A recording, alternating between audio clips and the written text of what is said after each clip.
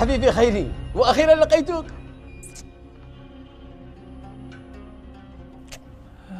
أعوذ بالله من الشيطان الرجيم. المدير، حياك الله. اسمع يا خيري، امانه ما تعمل حاجه ولا تكلف نفسك. انا على ضيفك على الحاصل. هلا وسهلا، هلا وسهلا. تفضل تفضل. يا مرة اعملي غدا، معانا ضيوف. تفضل تفضل تفضل. الله يستر. تقول المنظف هذا اللي قد الساعة ما كانش يجي وقت ثاني. يجي هنا. قطعي السلطة ونشخص لنا 6 دقائق. هي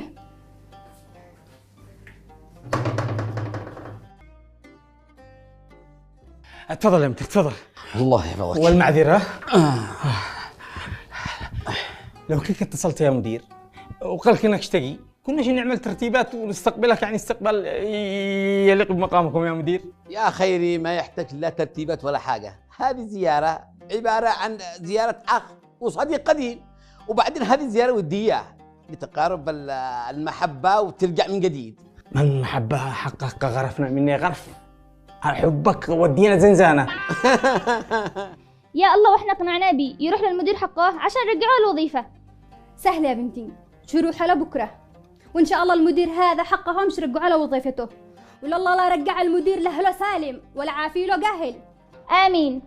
ولو المدير مرضيش يرجع بيه وخليه موفق للشغل وقلب لهم الوجهة الخيبة. بيني وبينك هذا خيبة، شعمله الله يزيله، إن شاء الله ربي يزيله الخيبة. جالس نهب مال الدولة وخير موفقهن اللي يحتبسوا، هذا سارق مبهرر. عادي كانت توصيني ترفع صوتك على المدير ونثرته. الوصايا العشر قريح انجب. الله يستر. اقول لك يا خيري، البيت هذه في بيه كذا روح حلوه. الله لا وفقه ولا رده. حياك الله يا مدير. الله يحييك يا موفق.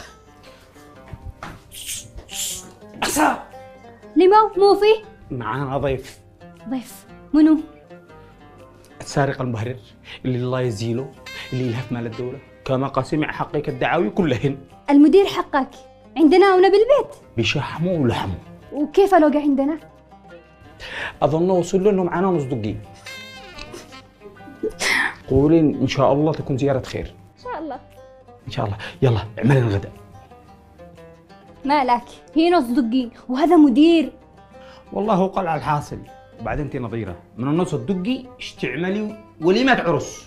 صلوات الله على النبي مليه صلى الله وسلم عليه وعلى آله.